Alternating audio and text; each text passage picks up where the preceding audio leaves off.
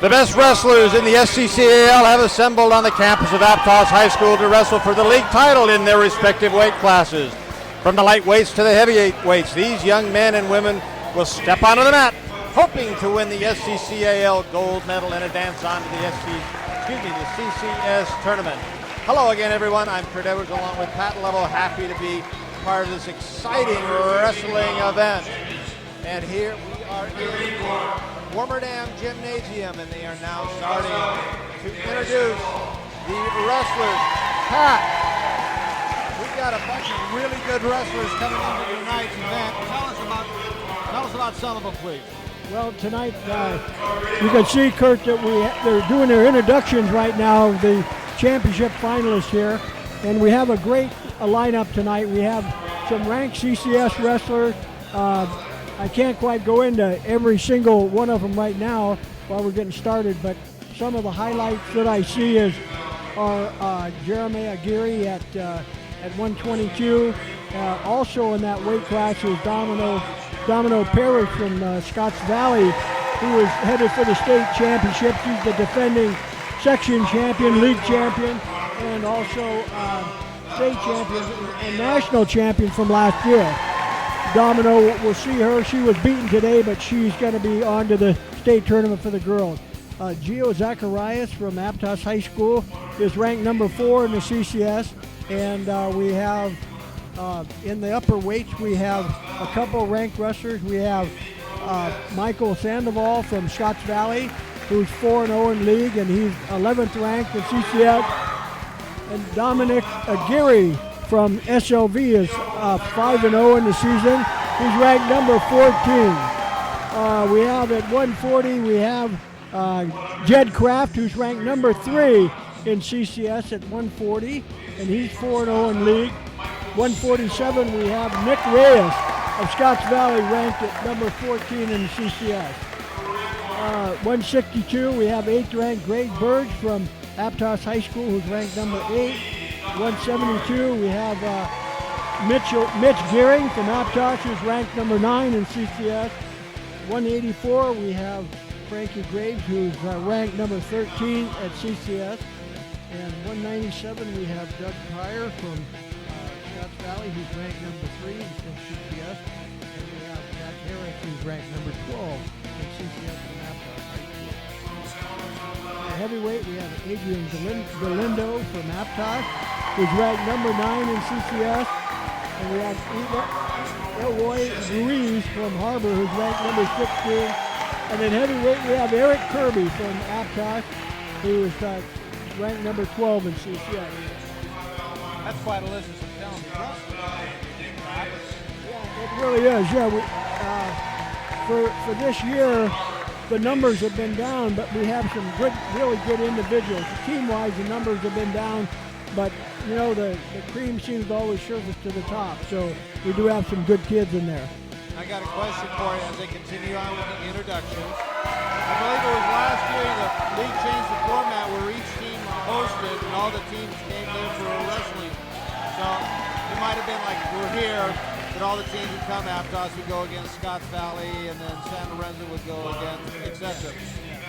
Is that a good format? How's that format played out? I think it worked out pretty well. You know, having the 3 dual meets together, it brings the fan base in. You know, with some of the schools having such small numbers, it's ridiculous to go somewhere, bring an official in and pay them the amount of money that they make to do it, to come in and just do a couple matches. So we do it like it's like a try meet. So what we do is we have one wrestles one of the teams wrestles 2 dual meets that night, and the other team wrestles 1. So we use 2 officials, and then they split the matches. If they finish early, they help the official with the next match. So it's worked out pretty well, and our fan base has been a lot better. Get more people in there, more bang for your buck, and you save money.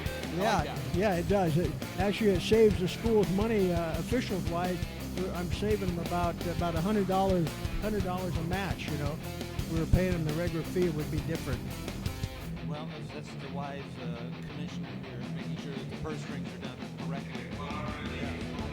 Yeah, yeah, that's right. They're still working on introducing all the talented wrestlers.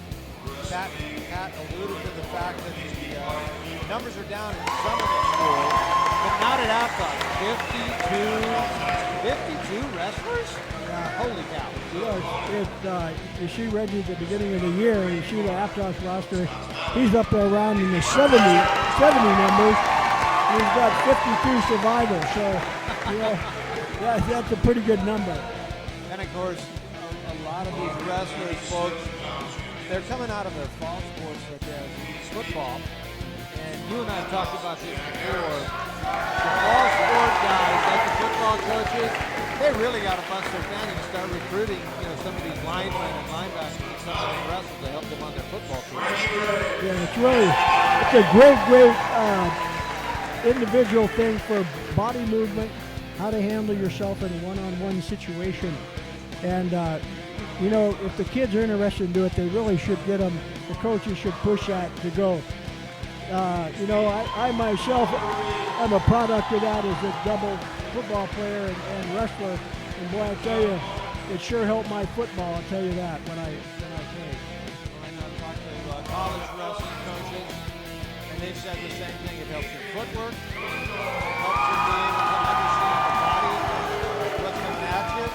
Because when they go up the ladder in football, they got to figure out what to do with something 300 pounds, and they only listen to me, only weigh 250 pounds. Yeah, you really have to know how to handle your body and get body position and stuff. And some of the great linemen in the NFL were all high school wrestlers, state champions. And not only linemen, but there were some great running backs too. And I remember there was a great football player, quarterback at the Air Force Academy, who was also a national champion in wrestling and also played on a great Air Force team that had an outstanding record. That's pretty phenomenal for a quarterback. Yeah, there's not too many of those. I mean, I've seen linebackers, I've seen running backs, and of course I've seen the big boys on the offensive line, and they have now concluded in introducing all of the wrestlers from the 108-pound class all the way up to the 288-pound class. So now we're just moments away from getting these grapplers, I love that word, grapplers on the mat. I wonder if any of these guys will eventually get on with, I don't think it's called the WCW anymore, but the World Something Federation. Yeah, no, probably most of them will go into that ultimate fighting situation. That has really taken hold. Yeah, it has. We have Rockwell, SCCAL kid, or Santa Cruz kid anyway, who's involved in that one now. And he was a dominant wrestler when he wrestled in the SCCAL at SCCAL High School. Very good wrestler. First two coming up on the mat for the 108 pounds. We will see the women stepping up. Kendall Darnell from Scotts Valley and Patricia Peoples from Aptos will be coming in at the 108 class. Peoples is a 9th grader from Aptos High School. Her record for this year is 4-0. Her overall record is 13-13. So again, we're just moments away, and Kendall Darnell, I don't have her numbers right in front of us, but she must be a pretty doggone good wrestler. I do have she came in 2nd in the Peninsula Invitational, 5th in the Lady Royals. I'm loving the fact that the women now have, high school wrestling is down at the high school and it's being Kurt, picked up so big. That's one thing. The growth of girls wrestling or women's wrestling has really come on. They have a CCS championship for them now. They also have a state championship for them. And, in the summertime they put on, they have the national championship for girls. So it's really, the girls wrestling has really come forward.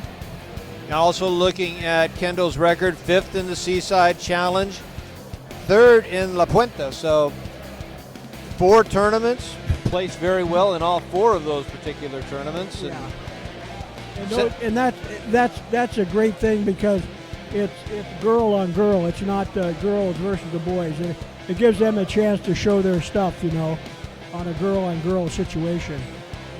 You had mentioned one that I don't think we're going to see, and that's Domino Parrish. She is just the domino. She's a dominator. Yeah, she really is. such an outstanding athlete, wrestler, a girl wrestler. She's got accolades from one end to the other. Yeah, and I think she wrestles pretty much year-round. I understand she won some national tournaments during the off-season. Yeah. Yeah, she's the real deal, that's for sure.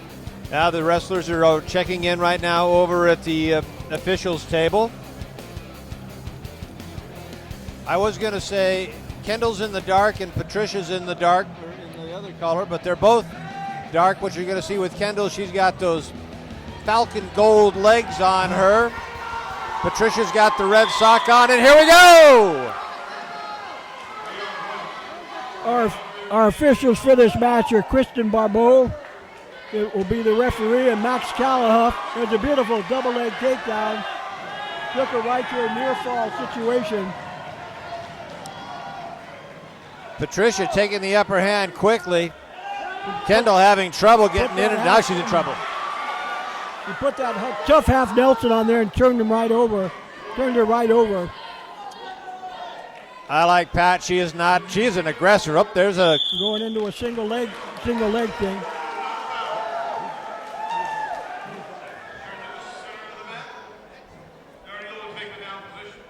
So down in the down position right now is Kendall Darnell from Scotts Valley. Patricia Peoples going to be in the up position.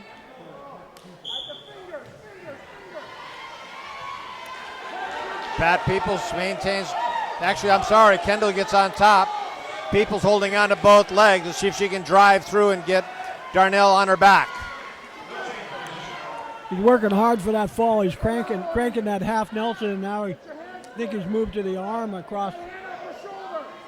He's going to the near side leg lift and with a cross face. He can't quite turn it though. Right now, Peoples is on top. 4-0. Kendall trying to get out of it. She's still sitting, tries to stand up. Almost gets out of it. Peoples doing a nice job of maintaining control. Still in. 36 seconds to go. See if Peoples can do anything. Got a beautiful pitting situation. The only thing is they're out of bounds. So no points there. Peoples stays on top with 27 seconds to go here in the first round. She's on top, 4-0. Darnell on her knees. Tries to get up, can't do it. I like Peoples' Pat. She is tough. Yeah, he looks really good here. When she stood up, he went right back into that setback position. Now he's cranking that half again. He's really working her over. Peoples just mopping the floor right now with Darnell's face. Darnell trying to get away, but Peoples is not letting go of the leg or the arm. No, he's got that cradle now. I think he had his hands locked, but he couldn't quite get the turn, So at the end of the first round, the Aptos wrestler, Patricia Peoples, is on top 4-0. Where it looked like he scored a heck of a lot more points than that, didn't it? I thought so. Yeah. And Darnell on top. Tries to get around in front, nothing. Peoples looking for an opening that she can escape. Yeah, she's got that spiral ride on him. She got the spiral ride. Once he got up to his feet, he was able to break away for his 1-point escape. There's a quick escape. 5. Nice shot on the single leg right there. Good defense there by Darnell to stop it. But I think Peoples is just a little too strong for her. 7-0 on a 2-point takedown, and a plus. She has started with 4. Got 3 so far in this period. You're burying that half, boy. You get your. Almost got that figure 4 locked in, Pat. Yeah. Good, really good fight there by Darnell. She did a nice job of fighting out of that. Patricia doing a good job of locking up both arms, so Darnell cannot do a thing. Yeah, I think he was trying to turn her back he had a cross face, and then he just brought his other arm across, trying to make it look like a headlock, but it was really kind of a false headlock. There he goes. Now he's got her in a tough position here. He can hold her down. She's a fighter, though. I'll tell you, Darnell is a real fighter. Pat trying to drive Darnell over. Peoples continue to try to drive. Locked in that cradle now. He got the cradle. Oh, there it is. There we go.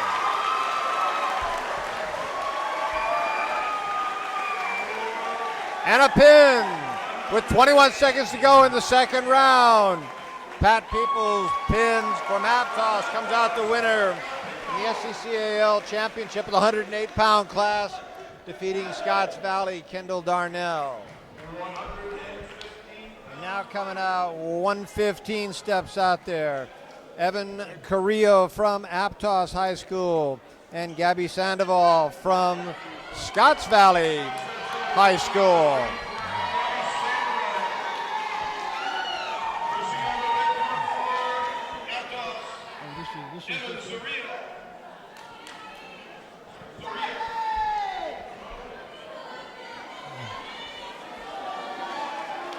So same thing, Sandoval with the black cap on and some gold legging. Going up against Evan Carrillo. Trying to look each other over before they get started. Yeah. Yeah, these Gabby Sandoval's a 9th grader from Scotts Valley. She's 3-0 in the season, 32-7 overall, so she's going to be a force in the girls' league. A nice takedown there by Evan Carrillo. Carrillo quickly on top, literally and figuratively, 2-0. 1:26 to go. Gabby almost got out of that. She's quick, Pat. Yeah, she is. That was a nice sit-out turn in. Very nice move on her part. Yeah, Gabby did a nice job on that. Evan's got the busiest hands. He looks like a boxer. Yeah, they're sparring away. Sandoval being very patient, looking for an opening. Don't watch my hands. Don't watch my hands. And we got a whistle. We're going to bring him back to the center with 55 seconds to go. Carrillo on top, 2-1. You know, I'm wondering if the one loss that Evan Carrillo has, if that was to Gabby Sandoval, because she is 3-0 in league and Evan Carrillo is 3-1. So I don't know during the dual meet season if they wrestled each other or not. Well, both of these schools did go after it. Carrillo tries to find her, but he gets himself in trouble. See if Sandoval can capitalize. She cannot.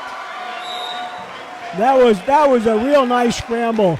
You know, it was like who had who on the edge there. That was really good good wrestling right there on the edge. One thought they had a headlock, then the other one. Yep, you know. And then the other one. 4-1 right now as far as in favor of the Aptos wrestler. Carrillo. Yeah. That was really a good scramble on that move, but there was no control. We got a discussion over there on the side of the mat. I wonder what they're chatting about. The weather? Yeah, it could be. You know, yeah. Everybody's got their own opinion. Scotts Valley coach coming up and having a word with our official. Carrillo will be on top. 25 seconds to go in the first period. Gabby will be down.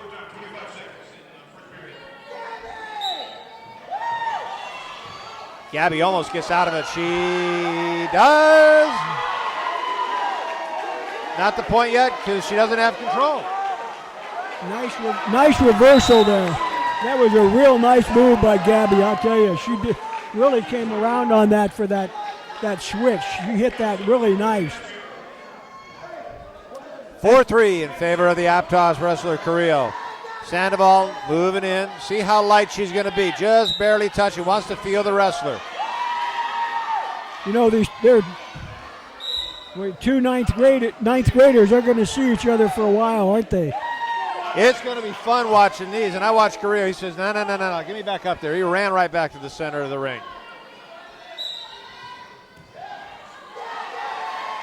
She's riding tough for that waist ride, not letting him go. Pretty good first period, I'll tell you that. And good wrestling out there. Very good wrestling in the first period. Aptos stays on top, 4-3.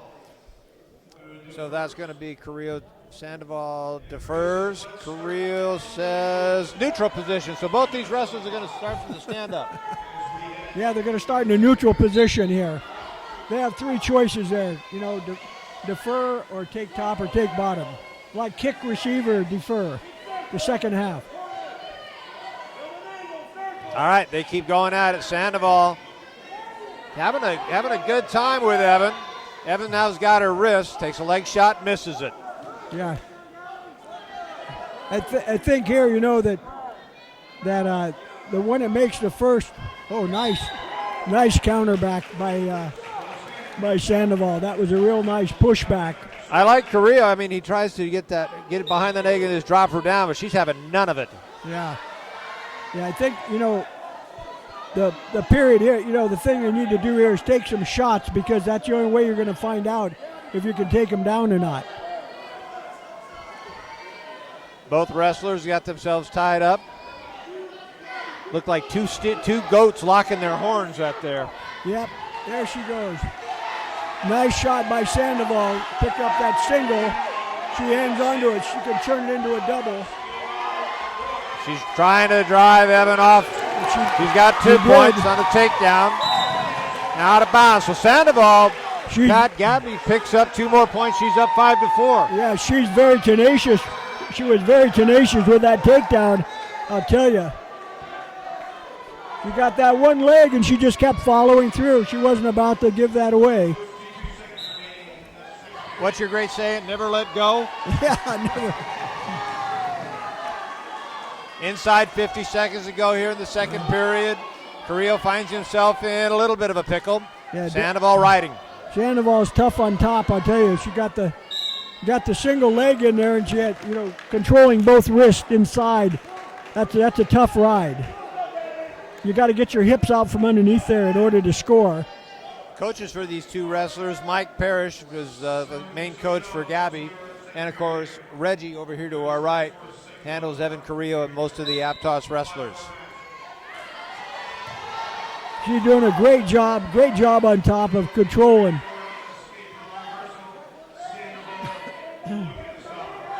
Sandoval just put the saddle on him, just riding him. Yeah, she's riding really tough. You notice she goes that double wrist inside. Yep. She's got both wrists tied up. It's tough for you to get out of there. And you saw how Carrillo, he tried to fire out of there, and she just followed right with him. She's quick. Well, both of these wrestlers, you're young and quick. Now you see what she did there. The first move was to crush that near arm, break that near arm down, so he couldn't, finish his move. She just maintains the grip around the waist of Carrillo, and now get hold of the hand and the arm. And she maintains control of the match. Not after 2, she's up by 1, 5-4. She really maintained control very, very well,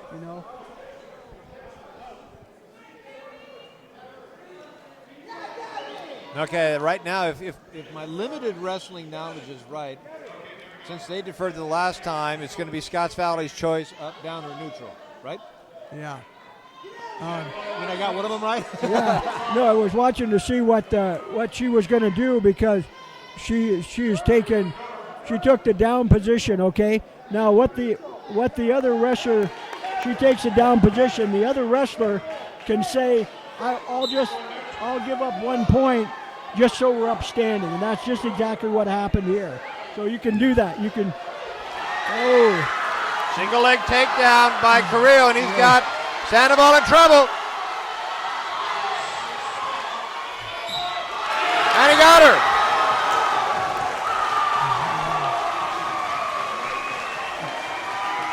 Boy, that was a dynamite takedown.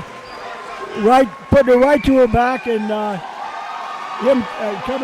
Carrillo coming up with a fall there. That was really something. What a dynamite move by Evan. Yeah. From that, it gives up the point and ends up taking the match. Yeah. I think the strategy worked. Oh yeah. You you kind of feel for Sandoval because she was doing such a great job of controlling and stuff, you know. All right, we're moving right along. Ian Elsey will coming up. We're at 1:22. So that would be Jeremiah Aguirre for San Lorenzo Valley, the Cougars, coached by Ken Palestrini. And Ian Elsey for Aptos, coached by Reggie. Really quick, I want to give a thank you to the sponsors that we have: West Coast Electric, Aptos High School Athletics, and XL Construction. Here we go. Okay, here we go. 122. Jeremiah Aguirre, the 10th grader from San Lorenzo Valley, is 4-1, ranked number 18 in the CCS. Ian Elsey is a senior from Aptos. He's 3-1 and ranked number 15 in CCS. His overall record is 16-3. Nice double leg takedown there by Aguirre. Nice double leg takedown. Jeremiah steps out. He's got the Cougar red, white, and black uniform. The Aptos in the all black.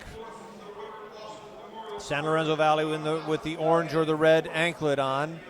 He and Jeremiah is up 2-0, 1:35 to go. Ian, quickly. Nice.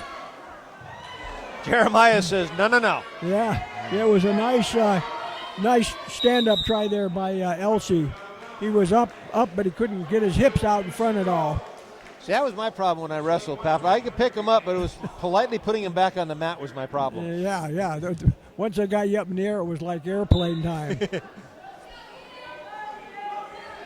Jeremiah holding on, he shoots for it, goes for the ankle, has control. He was almost out of there, and then he hesitated there for a second, and Aguirre was able to get back in top of him. Oh, there goes Ian does a nice spin. Quick move on a reversal, picks up 2 points, 2-2. That was a real nice switch move by Elsey. That was really nice. He kept after it the whole time and finally got it right on the edge. That's perseverance, you know. Little quick. Ian says, I'm going to anticipate the whistle. And yeah, we have a caution on that, so no point or anything, just a warning.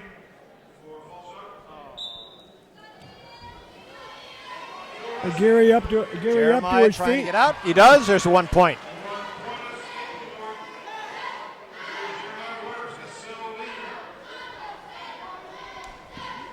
Nice shot there by Elsey. Nice try.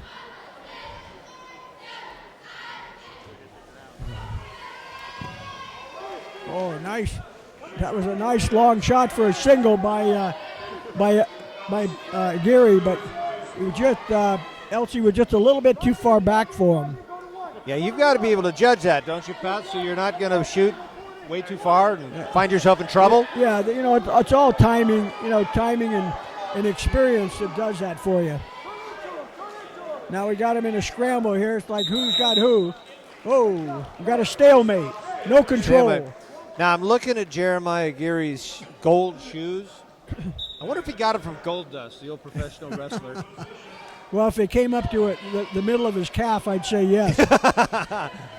Jeremiah right now underneath. Ian's got an ankle, and we've got the end of the first period. Saved by the bell, you might say. He had that double leg takedown, but it didn't quite get it right at the buzzer. SLV, Aguirre's going to take down. Aptos going to be on top. 2 more minutes to go, second period. SLV picks up another easy point. They're up 4-2. Nice escape, kind of walked out of that. I think Elsey probably feels a little more confident up on his feet than he does down on the mat. I would. Because he let him go pretty easy. There's a nice shot and a nice counter shot by Aguirre. Elsey took the shot and Aguirre came back. If he can get his head out of there and get his body turned a little bit, we could have a takedown here by Aguirre. Trying to work that crossface. Elsey trying to step over. Good scramble. That's a great scramble right there.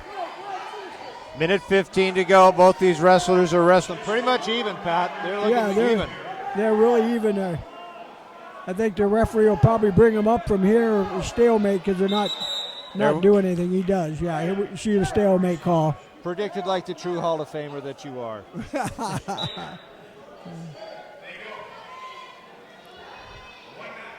Oh, good, nice single leg by Elsie. Yep, and he's got to keep. Oh, he finally got it. Good move by Elsie. That evens the score at 4-4. Elsie now in a good position, right behind, trying to figure out how he's going to turn his opponent. Jeremiah trying to figure out how he's going to get on his knees. Yeah, that's the thing. Gary's got to work up on his knees to try and get out. There he goes. Popped up now, and Elsie's right doing that wrist ride, probably looking for a half Nelson on that right side. Elsie still riding that wrist. 15 seconds to go here in this period. Jeremiah trying to figure out how to stand up. He's getting there. He was almost there. He's halfway up, and Elsie came back and did a nice little trip on him there and took him back down to the mat. We're all tied up here, Kurt. I like it. Another 2 minutes. Reggie Roberts jumped up. He's wrestling coaches. I know football coaches are nuts in their enthusiasm. Basketball coaches are somewhat contained. Wrestling coaches are beyond the pale. Yeah, they're all nuts anyway. So one too many heads to the mat. Yeah, one too many heads to the mat. Here we go. They're up on their feet. Whoa. Nice little trip move by Ian. He gets Jeremiah down. No points, though. He got him in that cow catcher. There's 2 points.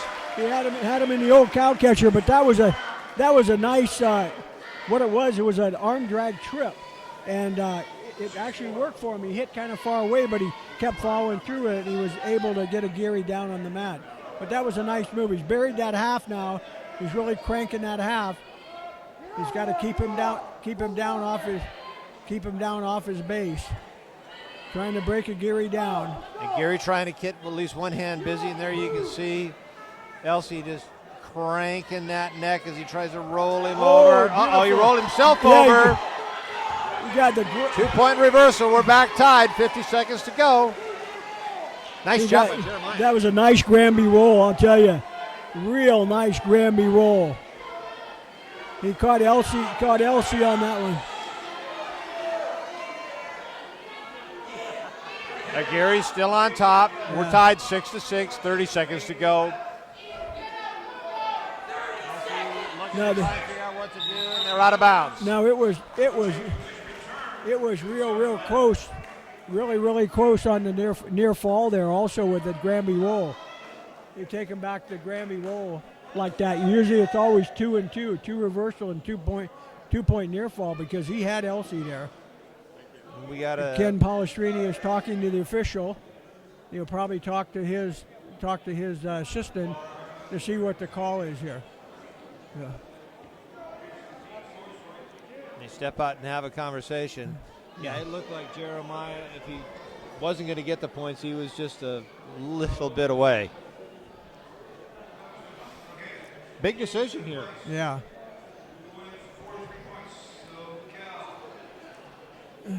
And a Gary has no, Gary has asthma too. I think he's an asthmatic, so you saw him there.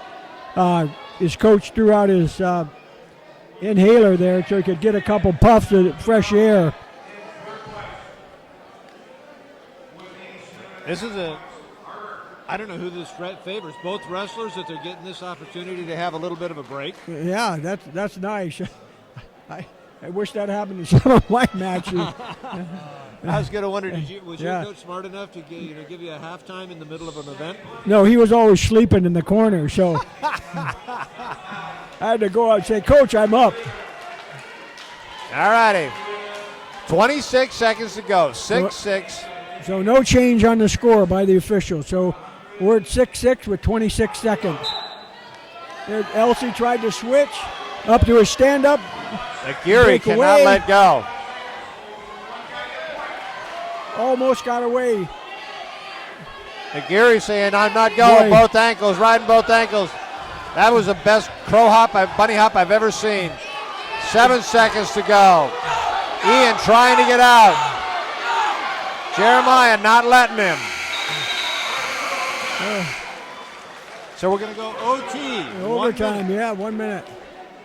Or sudden victory, as I like to say. Yeah, sudden victory, yeah.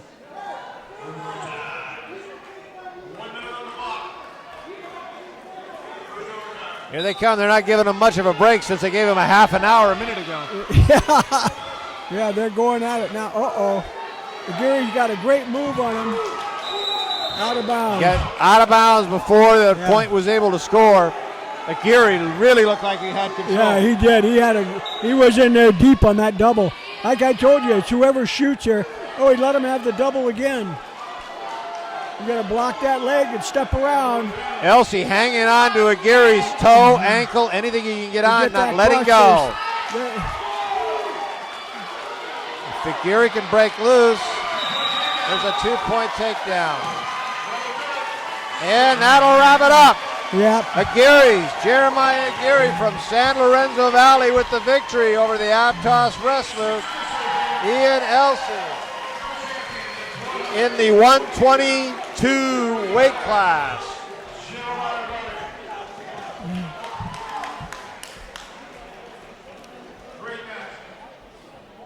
Here we come, up to 128. Gio Zacharias from Aptos and Raul Ortiz from Scotts Valley. Louis Walters, the guru of athletic directors. Or he's the guru of something anyways. At 128. At 128, we have, as you just mentioned, Gio Zacharias, 11th grader from Aptos, who's 4-0. Is ranked number 4 in the CCS, and he has an overall record of 30-7. So he's one of our real stars here, I'll tell you. And he's wrestling Paul Ortiz from Scotts Valley, who's a 10th grader, is 4-0 with 11-5 record. So this could be a real close match here. Gio in the gold hair, blonde hair, if you're looking to see what the wrestlers' difference might be. Uniforms are both dark, Hey, there you go. and they're flying. Oh, what a scramble. Great scramble. Oh, what a great. Whoa. Whoa. Whoa. What a move. What a move. That was worth the price of admission. He's in the near. Gio trying to get his chest over the top. Watch him drive, Pat. He's got that double arm hook on him there on top. He gets his arm dropped. Boy, that was some throw, I'll tell you. Raul's got a long way to go with 53 seconds to go in the first period. And he's not going to allow. Whoa!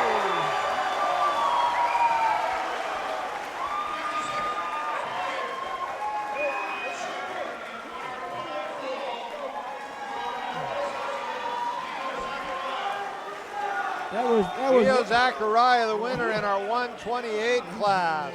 Wow, those guys were fast. Boy, that was a heck of a match, wasn't it?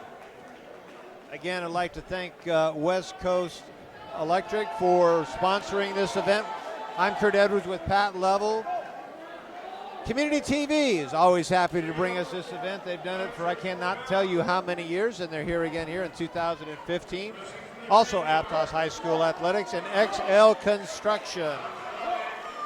Dominic Aguirre from SLV and Michael Sandoval from Scotts Valley.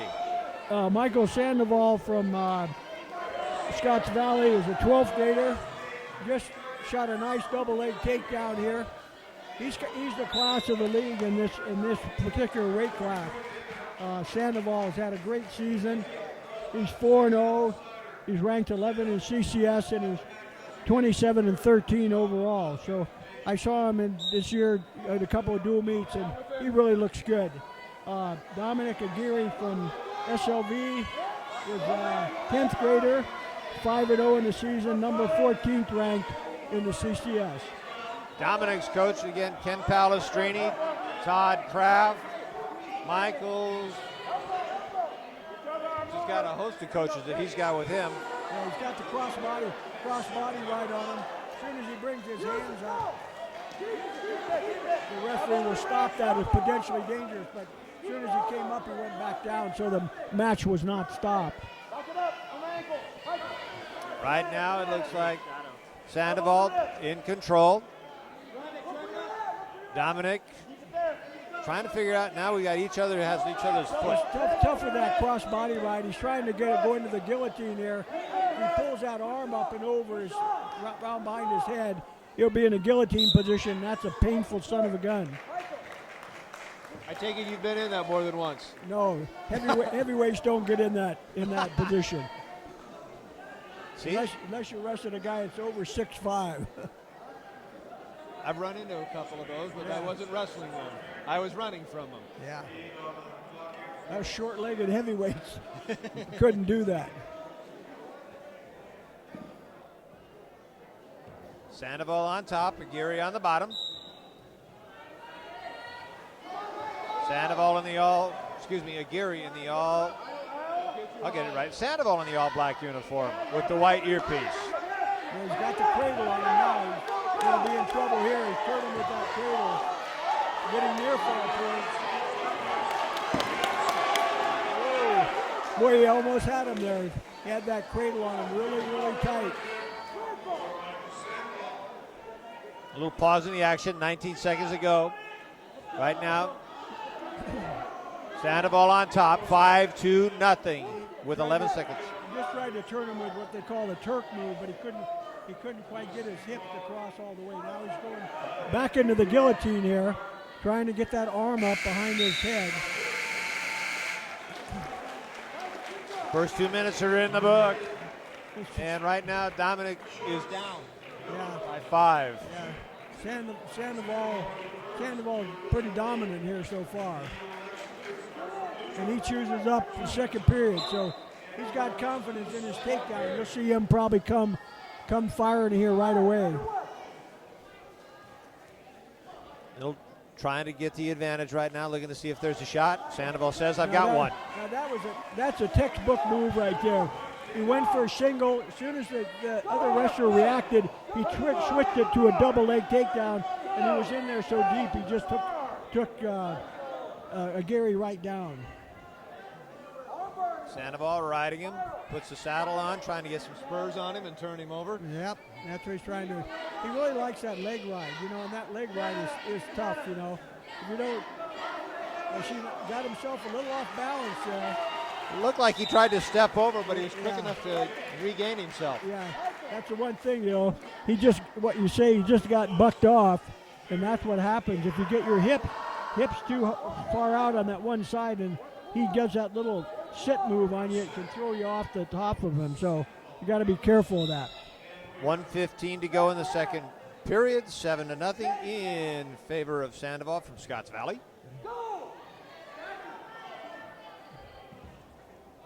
Sandoval just methodical. He's just a nice methodical wrestler, but good technique.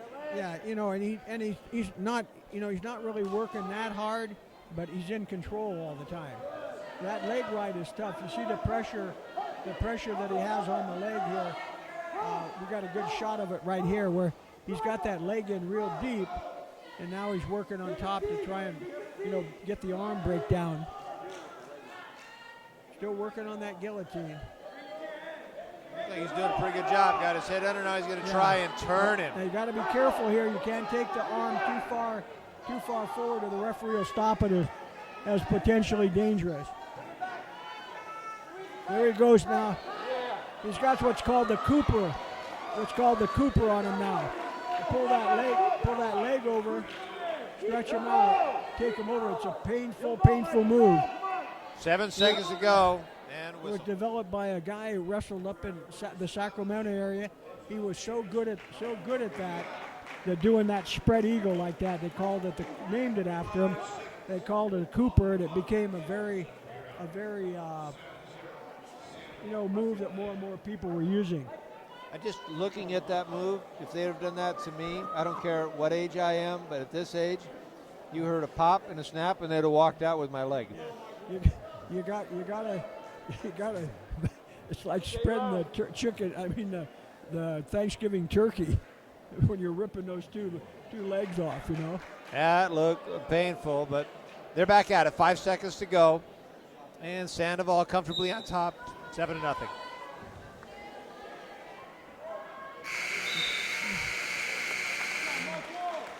That was a nice defensive move there or should I say offensive move by Sandoval, taking Aguirre back down to the mat. He was how he took him to the side where he had no way to step out or anything.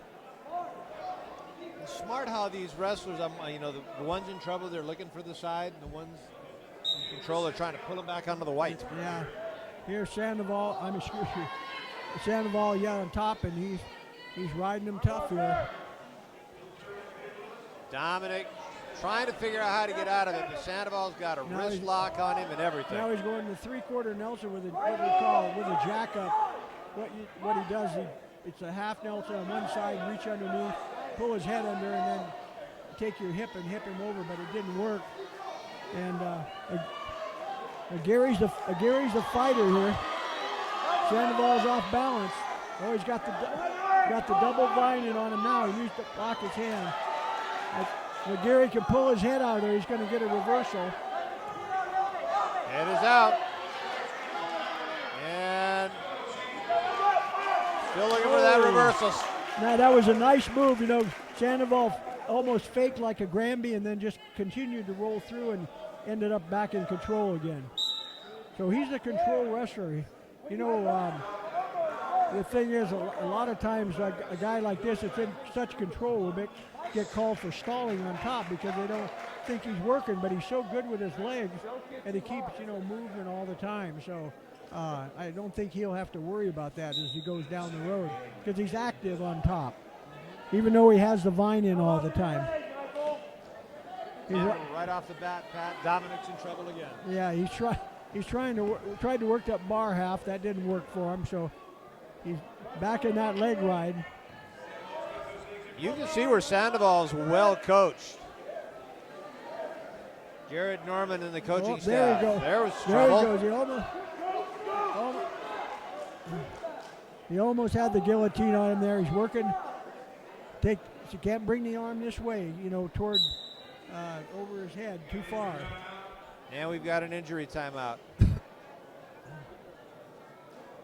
I'm going to guess probably when those shoulders were being cranked a little bit. Yeah, I don't know if he hurt that shoulder or what.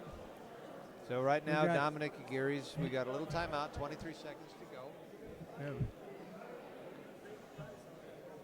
Coach Palestrini, the head coach at SLV, and his assistant, Mr. Todd Kraft is out there. And overlooking is... Now Jared Norman came over to take a peek. He's the head coach for the Falcons of Scotts Valley. 7-0, 23 seconds to go. We'll see. So the injury timeout is done, 23 seconds to go. I'd have been yelling for Uncle, trying to tap out, scream for my mother, something. You can't do that. So here we go. 23 seconds to go in the match. It's been completely controlled by Michael Sandoval.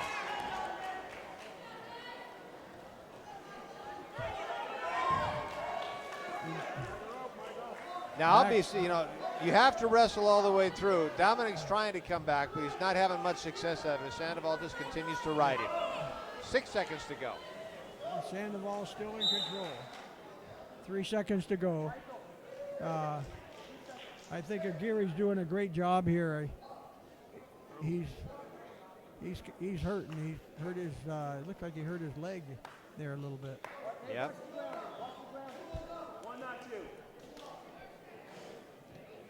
Aguirre back down. 3 seconds to go. So really, Pat, all Sandoval has to do is just sit on his back. Yeah. And don't do anything incredibly stupid. Yeah. And Aguirre's the fighter, he's going to come up out of you watch him. He'll fire up. He turned in, tried to turn right inside. There she goes. Michael Sandoval, the winner. 7-0 over Dominic Aguirre from San Lorenzo Valley. And that was, for me, Pat, a very nice wrestling match, technically done by Sandoval. Yeah, very, very, very well, like you said, well coached and very technical on what he tried to accomplish out there, and he did it. You know, I mean, he looked good. So we're coming up with our first Harbor wrestler, Jeff C. Castillo, as we move up the ladder. These are the guys I'm not going to mess with because they're almost as big as me. 140 pounds. Jed Kraft from San Lorenzo Valley. And as I said before, Jesse Castillo from Harbor. Yeah, Jed Kraft is the 11th grader from San Lorenzo Valley. He's 4-0 this year in league. He's number 3 ranked in CCS. He has a 26-6 record. So he's one of our big hopes to get him to the state tournament this year and get him a championship in that CCS. You notice that how quick he was off the double. He got the guy thinking about his hand, hit that double leg tackle, and he was right on top of him. Very quick. His opponent is Jesse Castillo, 10th grader from Harbor, who is 2-1 in league, 14-7 overall. Kraft's got him turned here for a near fall. Now they go out of bounds. He'll pick up a couple more points there with the near fall. Kraft again with the red and the black and the white uniform, putting on the red anklet. And of course, Jesse in the Harbor green with the black. 1 minute, 19 seconds to go here in the first period. Ken Pelestrini right in front of us. He's got more questions than anybody in my classes. Yeah, Ken's been very, very active tonight in the corner.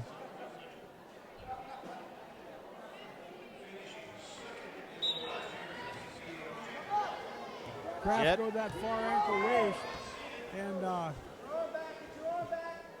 Castillo was trying to roll out of there, and he just couldn't do it. Kraft's got that 2-on-1 wrist right now. You'll see him tilt him here, put him right back up on his shoulders.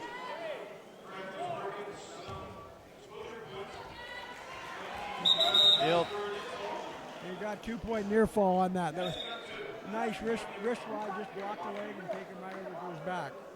Worked very well for him. Kraft on top, 4-0, 54 seconds to go in the first period of this wrestling match. You know, Kraft comes from a long line of wrestlers. You know, the grandfather of Kraft's Auto Body has been one of our supporters over the year. Great family. His dad wrestled at San Lorenzo Valley. And his brothers all wrestled there. Here he goes again.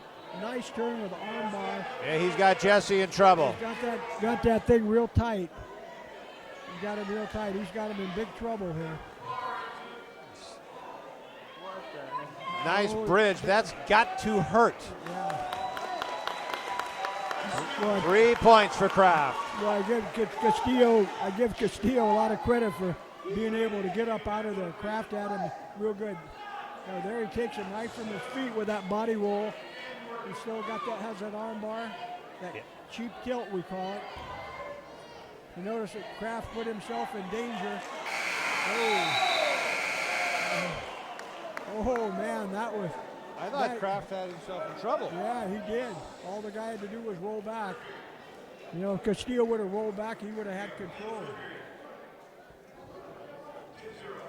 So the end of the first period, scoreboard had it 3-7, but I think in reality, Kraft's on top 10-0.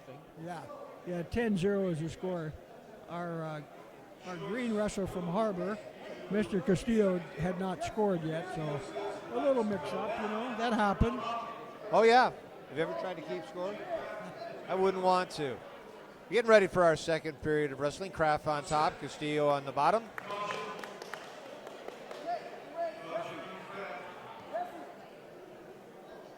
Kraft coming in as a little tit. Quickly goes for the waist, gets it. Castillo started to stand up and Kraft hooked that leg and took him right down out of there. He's going to take him with that roll again. If he ties up the wrist there on the side, comes through, with his other arm, and then he'll just take him right over. Now he's got the leg hook. He can take him over like with a Turk ride. Wrestler's right in front of us. Yeah, and he's got that tough crossface. So he's got the Turk ride and the crossface here. If he can arch his hips over, he could possibly get Castillo over. But you got to work that upper part of the body and get those arms, get them off your hands and stuff. Wrestling is hands, legs, body, weight, angles. Yeah, he's got the half on the far side now. He's got to have to change sides. No change in the score. A minute 8 to go here in the second period of wrestling. We are in the 140 pounders. Jed Kraft from San Lorenzo Valley, Jesse Castillo from Harbor. Another caution. How many cautions do you get? I don't know. I think they're like parking tickets. You just get as many as you want. Good. I could live on that one. I think it used to be 2, and then there was a penalty point, but I don't know if they've changed the rule recently or not. There he goes. Kraft got that same wrist ride. He got the double wrist ride. That was a great shot for the camera right there. You could see the position he had with both hands on that wrist. You can see Kraft digging in, trying to get underneath him and get that wrist. Now he's going to reach over and try and torque that head a little bit. Yeah. Now he's going to put that head in the ribs there, pull the head in and try and go for a cradle. Now he's moved back to the control position. 19 seconds to go. And Castillo is giving him a good fight here, I'll tell you. He's doing a good job. He's in trouble all the time, but not even in the final pin. Yeah, Castillo knows that if he can just hang in there for a little bit longer, the buzzer will happen.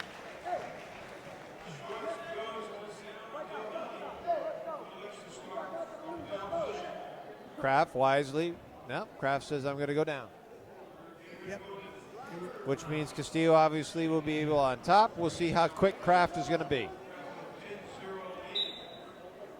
Oh, I thought he was going to shoot out. Yeah. Yeah, he'll go up to a stand-up. He's in the tripod now. Castillo is trying to work that cradle, that near side cradle. Kraft just turned it into a double. Still way in control. Good technique by Kraft, just methodically working his hands, trying to get it. He got that arm again. Now remember, if he gets to 15 points, the match is over. Kraft looking for those last 3 points or a pin. Yeah. He got a pin.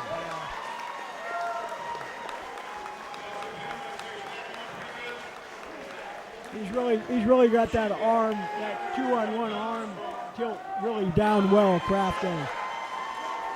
Jed Kraft, your winner in the SCCAL. He gets the gold, and of course he's going to move on to the Central Coast next level. Kraft with the win. Moving right along, 147. Nick Reyes from Scotts Valley. And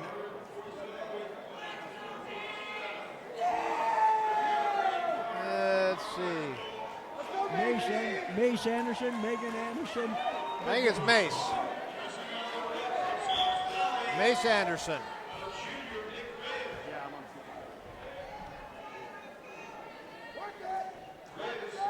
Mace Anderson's got that front head and arm. He's looking for that cow catcher here. Anderson in the green. He almost was right in our lap. Yeah. Nick Reyes from Scotts Valley is an 11th grader. He's 5-0 this year in league, 14th ranked in CCS, 24-8 overall. Mace Anderson is a 10th grader from Harbor. He's 2-0 in the league and 7-5 overall for the season. Looks like a pretty good matchup here between these two. Look like two Rams going after each other right now. Reyes trying to get a shoot, not there. Both wrestlers out of bounds. Yeah. Anderson had him in a good position there. He just couldn't finish it inbound. No score. 1:16 to go in the first round. We are at the 147 pounders. Reyes For a while, both had both hands on Anderson's wrist.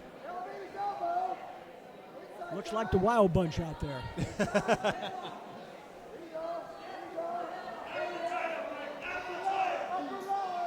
Not getting many shots in here. Just kind of. Now both the wrestlers doing a good job of tying up each other's hands. Kind of a standoff here.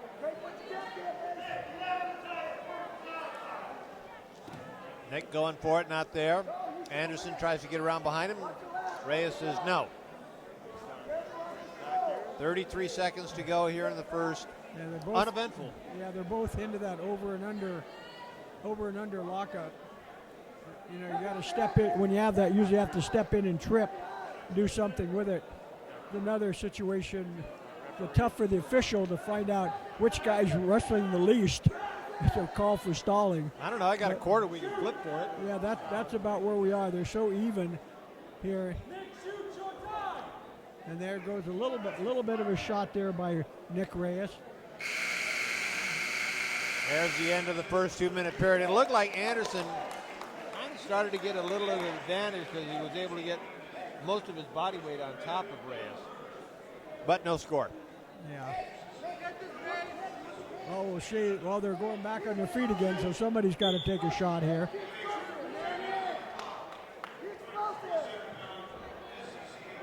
Well, we'll be in a total standoff. Quick over the top by Anderson right around Reyes' neck. You can hear the pop from here. Yeah. Again, two big old rams just pushing and shoving on each other. Yeah, they certainly are. Certainly are. And out of bounds and into the cheerleader. Yeah. Oh, boy. Just what a cheerleader wanted, a nice sweaty wrestler. She almost got kicked, boy. Yeah. Nice move out of bounds, but doesn't count. 1:25 to go, second period. Reyes looking for something. Anderson tries to get around the side, can't do it. Yeah. Yeah, he can't quite turn that corner on him. Now that 2-on-1 wrist that he's holding there, that can be construed as stalling also. Singles okay. There's the first shot. Out of bounds, no points. Gonna no go back. Points, yeah. Now if his toes are inbounds and his opponent is out of bounds, you can still score a takedown, but he had no position on that. He was still they were still parallel. They weren't perpendicular to one another. A nice shot by Anderson. Out of bounds they go. Yeah. Aptos High School cheerleaders run for cover. Yeah, two good shots there by each wrestler. Each one of them had a great shot. They need to make the match bigger, don't you think?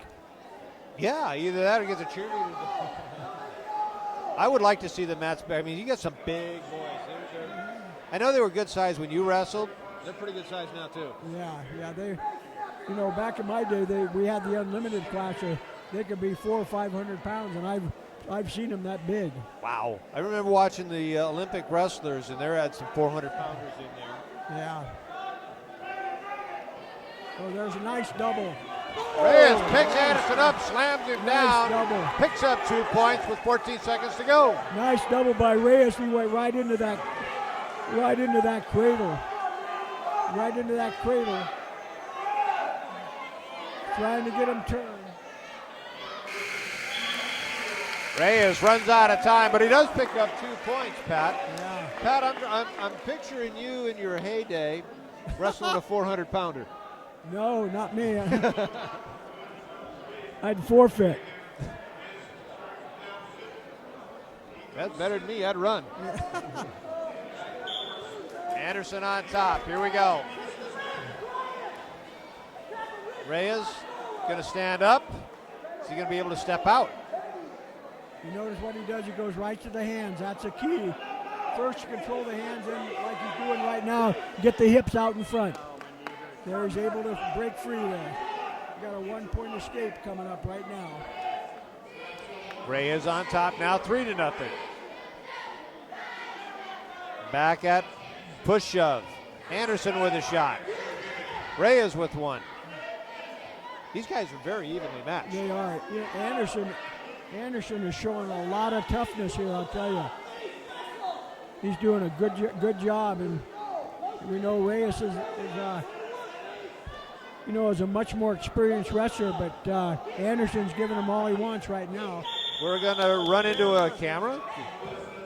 Thank God. Our camera operator doing a good job of getting the business end of the camera out of there. It looks like Anderson might have a little bit more length than Reyes does. Yeah, he looks like a little taller. Anderson again in the green. Oh, there he goes. Gold. Headlock. Oh. I let go. Had the headlock, and Reyes rolled right through with it. Oh, nice lateral drop. Nice lateral move. That was really nice move by Reyes. Reyes now up 5-0. Very, very nice move. Anderson finding himself in a little problem. And there's your pin. Reyes from Scotts Valley with the pin in the 147-pound weight class. Over the Harbor, Anderson from Harbor. Great job by Reyes, and actually great job by both of those wrestlers. Actually, yeah, well, very good match, very, very tight match, and that one throw really put it out of reach.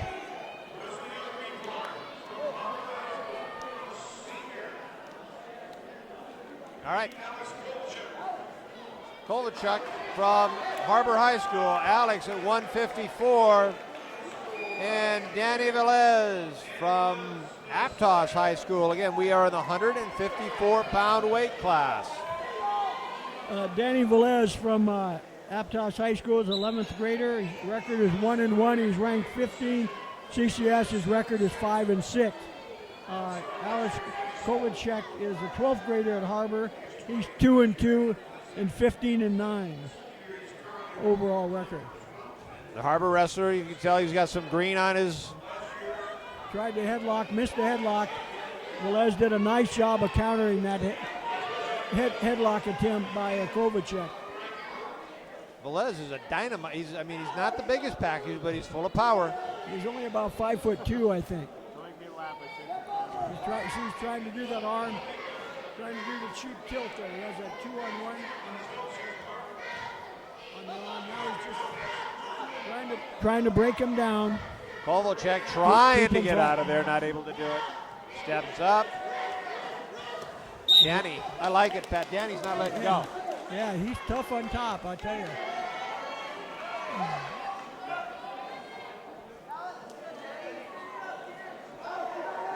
God, he doesn't look like he'd weigh 147 pounds, does he? Well, if you put a brick on his head, maybe. Yeah. But he's pretty darn muscular too. 154. He's got a lot of power. What if he's one of the many football players that's on this wrestling team? Yeah, there's a few. I recognize a few of the names, you know. Kovalchuk down by 2 points. Oh. Danny now has him in trouble. Now that.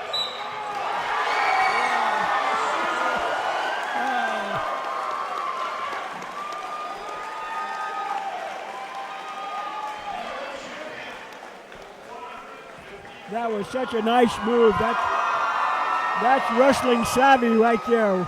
When you could step over a guy like that, like he did, and put him right on his back, that Danny Velez is very, very impressive. Yeah, nice job by Danny Velez. He comes out with the Alex Kovalchuk, and you're right, Pat.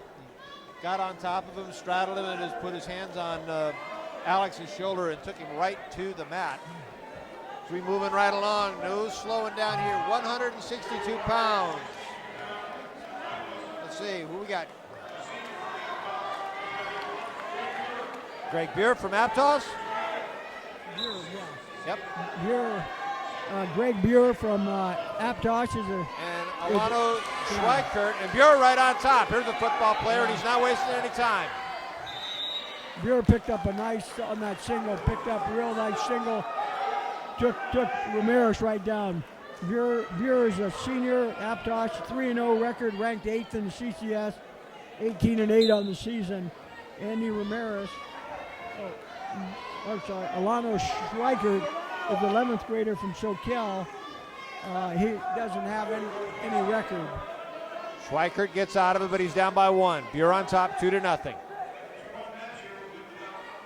Buer, I know he played football. Yeah. I read about him more times than not. Buer, yeah, he played football. Again, this is a 162-pound weight class.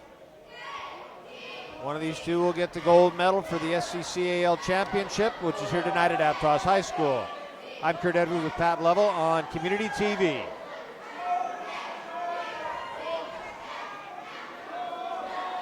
Kind of slowed down a little bit. We started out like a house of fire. Yeah. He's looking for an opening, I think, right now. He wants to take a good, make it a good shot, you know. Yeah. And this is the first SCCAL wrestler I think we've seen tonight in the finals. It is. The Aptos wrestler in the dark, SCCAL in the blue and the gold trim. Yeah, Shane Torres and Pete Cardillo. Buer doing a nice job of control, and he's got Schweikert in trouble. Nice double leg takedown, taking him right through his back and picking up those near fall points. Buer did a great job on that. Schweikert crawls to the dark side of the mat to get out of trouble. But Buer is now up 7-1 with 17 seconds to go in the first period. Came out there kind of slow. I wonder if he'd hurt his knee or something. I thought he did too, but you wrestlers are a tough breed. Yeah. We baseball players, on the other hand, we're tough. Yeah, you guys are tough, yeah. There's the end of the first round. Buer does kind of look like he might have banged his knee. Yeah, he did hurt his knee. But he looks over at his coach, Reggie Roberts, and he says, I'm good. We'll put dirt on it and rub it. We'll be back out there. You notice I think he wanted to take the down position, but he looked over at his coach, Reggie Roberts, and Reggie told him to stand up because I think that Garrett's on his feet. He's not going to hurt his knee as bad, you know.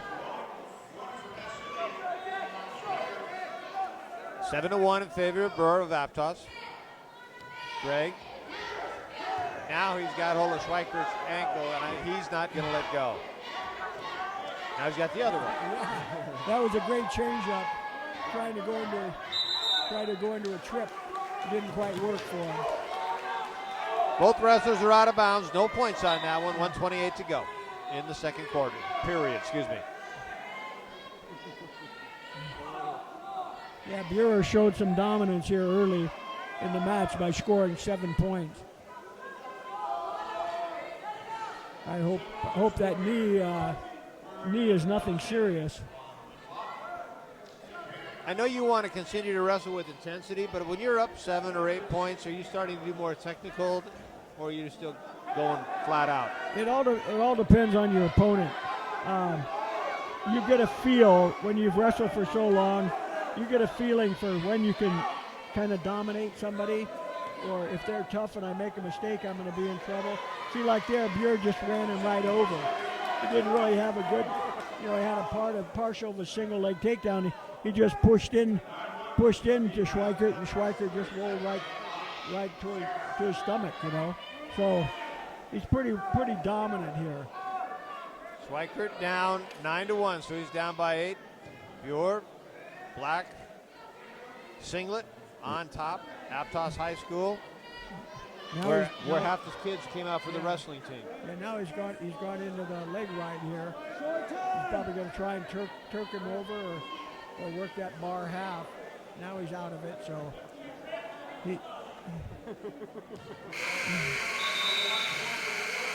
Green was just warned was just penalized for stalling. I guess he'd been warned earlier in the match. But now we're in the third period. Scores 10-1. Both fighters from the neutral position. Obviously, Buer prefers it because it's going to help his knee. Yeah. This is interesting. Kind of giving Schweikert a shot at his head. Schweikert said, okay, I'll take it.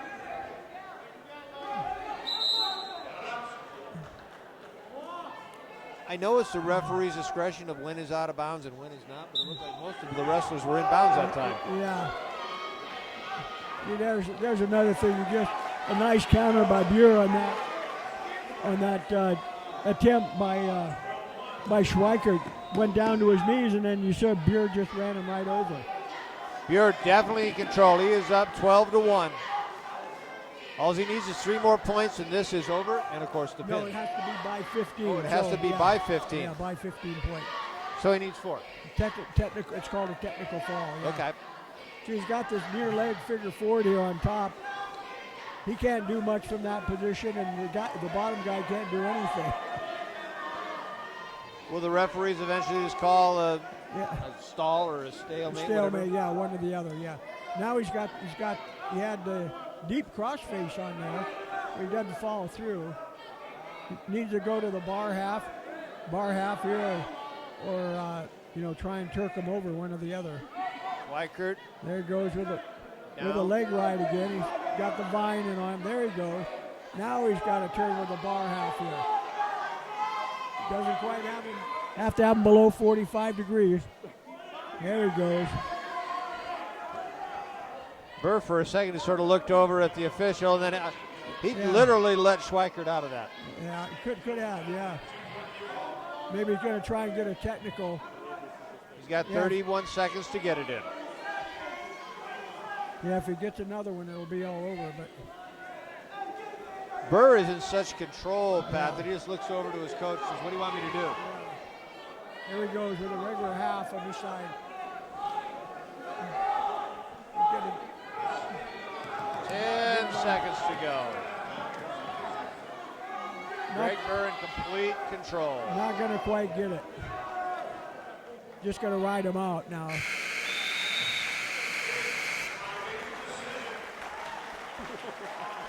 Greg Buer with a major 14-1 in the 162-pound class over Alano Schweikert of SCCAL High School. Good job. We're seeing some really good wrestling here tonight, Pat. Yeah, there's been some real good matches. Mitchell Gearing will be coming out from Aptos High School, and Bradley Mead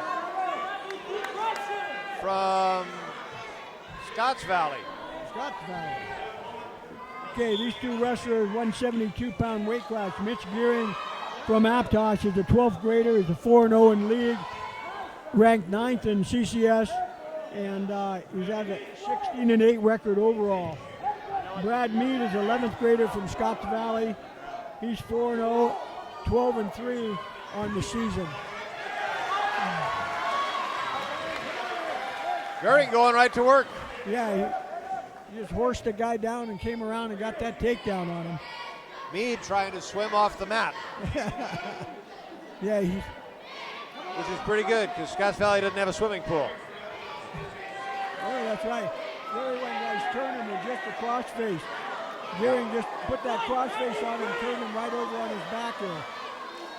Gearing has really got Mead in a pickle. Gearing only has 2 points. We still have a minute to go here in the first 2 minutes. Mead's in real trouble here, I'll tell you.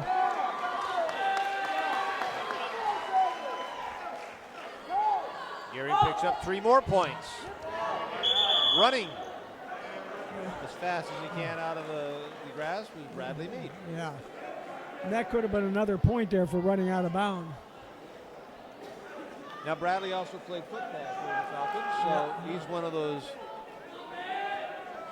dual sport athletes. Yeah, we've got a few of them here tonight. As we said before, I think it's great that these kids can go play football and then come in wrestling. It'll help them out in both of their sports.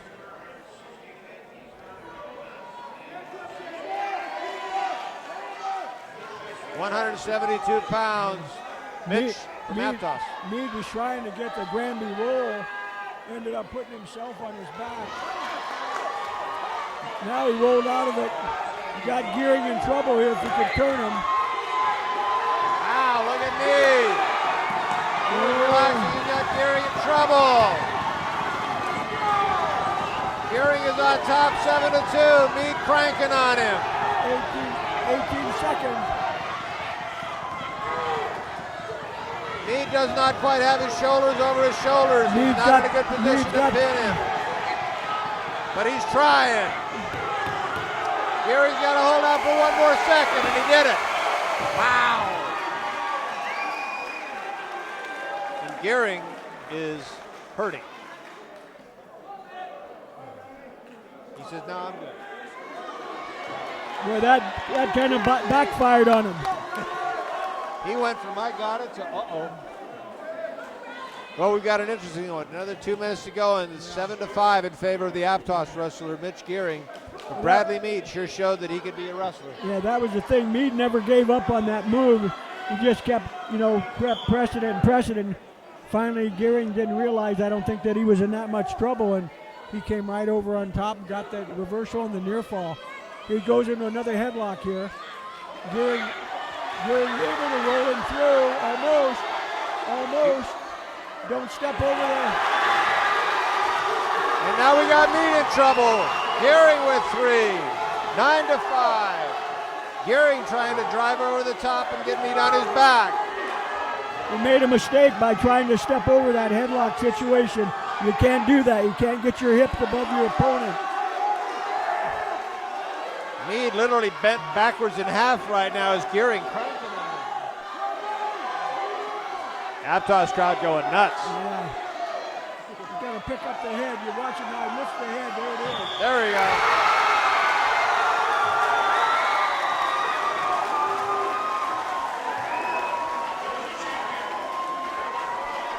Mitch Gearing, who found himself in trouble in the last 20 seconds of the first round. Yeah, he could have just as well lost that match as he won, but he persevered there, came out on top. Comes away with a pin over Bradley Meade of Scotts Valley, and that was a whale of it. Moving up, Pat, as we get ready to keep moving up the weight class. So now 184 pounders, Wyatt Wheeler from Aptos and Doug Piercer from Scotts Valley. Let's go, Doug.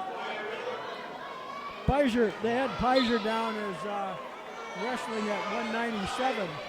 So this must be his real weight class here in 184.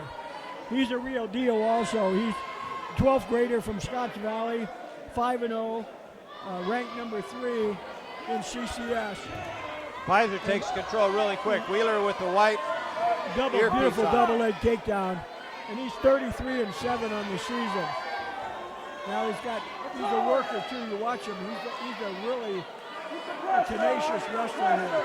He's got that half bear, he's got the far arm tied up there. Pizer is the real deal, I'll tell you that. Pizer's got 2 points and he's trying to get an early pin here in the first round. 1:16 to go. Wheeler and that blonde hair in trouble. Pizer's our hope for a CCS champion and a state place winner out of the SCCAL. There he goes. Doug Pizer with the pin.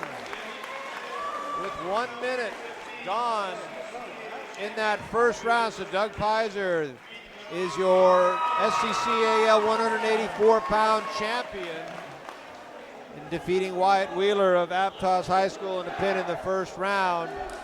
Now moving up to 197. I won't tell you that's my weight, so I'm not going to wrestle this one. I'm going to forfeit right now. Frankie Graves from Scotts Valley. And Jack Harris from Aptos High School. Jack Harris in the white. Jack Harris is another real accomplished athlete here at Aptos High School. He also was a star linebacker and running back on the football team.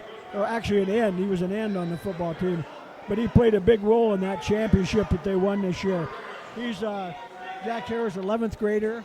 He's 4-1 in league, ranked number 12 in CCS, and 14-10 on the season. His opponent, Frankie Graves, is 11th grader from Scotts Valley. He's 5-0 in league, ranked number 13 in CCS, and 21-8 overall.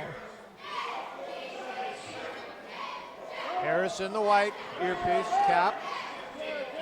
Graves, Scotts Valley in the dark. Well, actually more gold, I'm sorry. Harris with the blonde hair. What is it, Aptos Blonde Day? Yeah. You know, Nope. it's so hard to tell the officials. The blue, the dark blue, and the black looks almost like the same uniform. They really do. You've got to talk to them and try and get some kind of color differentiation Yeah, going. you got to check those anklets all the time to see who's who. Graves takes a shot. Harris hanging on for dear life. Now we're back up. No score. We're in the first 2-minute period. You notice a lot of the Aptos wrestlers, especially the upper, well, some of the lower weights too, they've all peroxided their hair or whatever. They're all blondes for a day. Almost out of bounds, but they're still going at it. Oh, Harris almost had that takedown. And Graves came back with a nice, trying to get that signal. Harris really pushing down on Graves' neck, trying to bury that head in the mat. He's got to stay in that position and get a stalemate.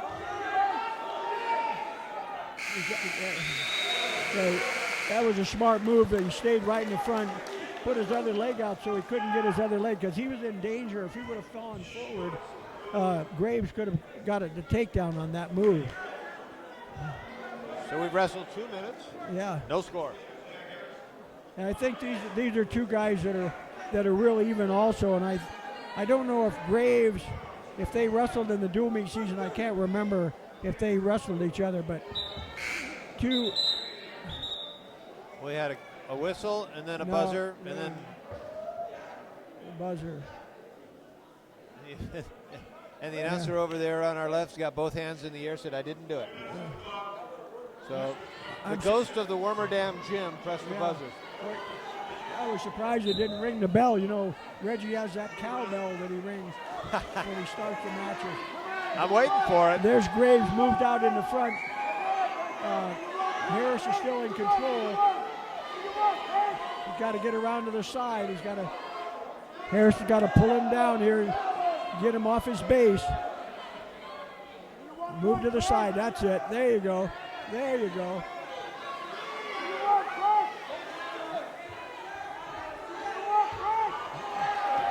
Now he's able to maintain control. Now he's got a deep arm bar here on top. Harris does. He's going for the double arm bar. If he could get his hands locked back there. Hearing behind me, double chicken wing. Yeah, he's got that thing locked up. She's trying to roll Graves over. Can he do it? 1 minute to go. Graves is Frankie's one tough son of a gun. Yeah.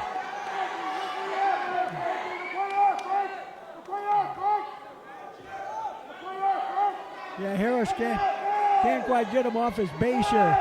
Don't get up too high though. You don't want to get too high here. Harris doing a nice job of control. You hear both corners really yelling instructions to their wrestlers. But I think in this type of a situation, you can't hear anything. Yeah, he's got that wrist ride there. Can't quite get the turn on him. Got the ball and chain now, what they call the ball and chain. He's trying to pull that arm between his legs and put the half Nelson on to stack him up. No score. We're down to 6 seconds to go as these wrestlers still looking to try and find an edge.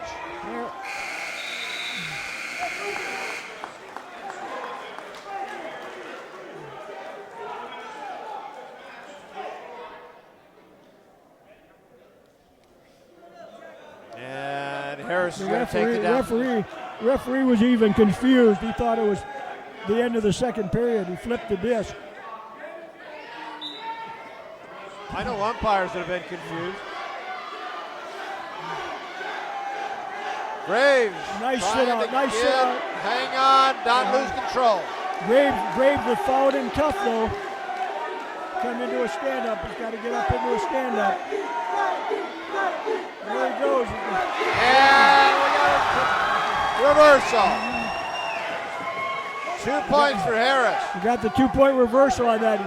He kept doing that front sit out and it finally worked out for him. Now they Graves just, has got to get himself out of it. yeah, Graves has got to get his knees up underneath him. He's going to get called for stalling. And Harris is trying to do something on top, and Graves doesn't look like he's trying to do anything. He's got that arm, still have that arm tied up. Harris is trying, at least Harris is moving up the body. Yeah. And he's got the double wrist ride on Graves. Less than a minute to go here. Harris has got to keep it in control. Good job of breaking the arm down. Graves now standing up. Harris goes for the leg. Don't get reversed here. We'll be in overtime. It'll be our second overtime if Graves can do it. Good horsepower there by Harris. Both wrestlers have each other's legs. Harris is keeping control here. Stay right there. You're in good shape. Harris working his way back around. He's back on top. 18 seconds to go. Harris is working him hard on top. Graves is having a hard time getting his head up off the mat. 2 seconds. 1.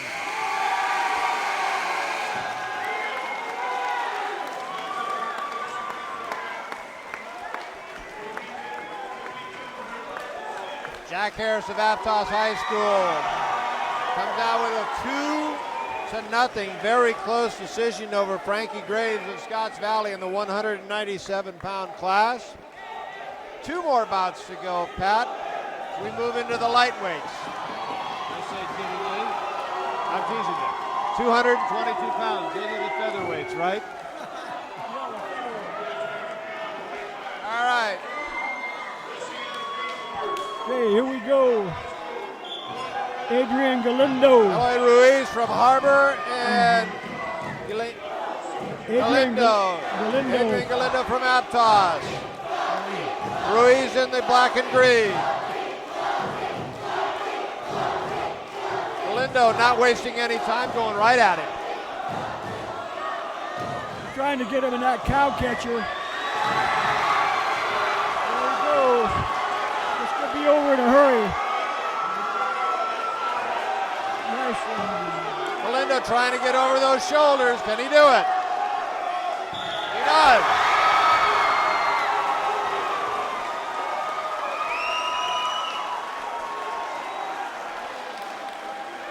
Adrian Galindo doing quick work of. He didn't waste any time on that, did he? No, Ruiz. Eloy Ruiz from Harbor High School gives it a good battle, but Adrian Galindo came out like he was shot out of a cannon in a pin with 1:20 to go in the first round of play. And now, the last but least, the heavyweight finalist, Eric Kirby from Aptos High School and Matthew Bowe from Scotts Valley High School. Eric Kirby is a senior from Aptos High School. He's 2-0 on the season, ranked number 12 in the CCS. Kirby's got the red shoes on. He picks up Bowe and slams him down. Yeah, and Bo Matthews is a 10th grader from Scotts Valley. He's 2-0, 7-3 on the season. Kirby had an illegal hold there, so got penalized 1 point for that. Bo knows he's in for a fight. Yeah, looks like Matthews might have a bad shoulder on that left side. He's got that brace on. Kirby winding up for a throw, as in a pickup and a throw. Yeah. Kirby's got to be careful here. I think he got called for locked hand. When your opponent is on all fours, you can't lock your hand. Now he's going the cradle. He's got Bowe in a predicament, and he's got Bowe in a pin.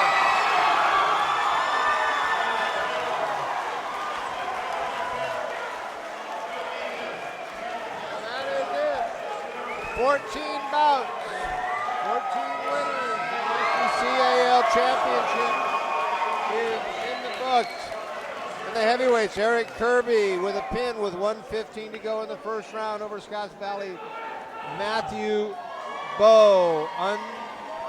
You've got to like it. These guys wrestle. I'm sure they're in wrestling camps. Yeah. all year long if they're not playing football against each other. Kirby jumps into the pile of the Aptos wrestlers and darn near flattens them all. That's right. Yeah, he looked real good. Outstanding athlete, I think, in many sports here at Aptos High School. He really showed his stuff tonight. Well, Pat, your thoughts? Yep. Good group of wrestlers. Very good finals tonight. The referees were outstanding, led by Max Callahuff, Kristen Barbeau, and Alan Crockett. And thank Reggie for putting on a great event here. We had a great crowd tonight. Everybody was into it. Had the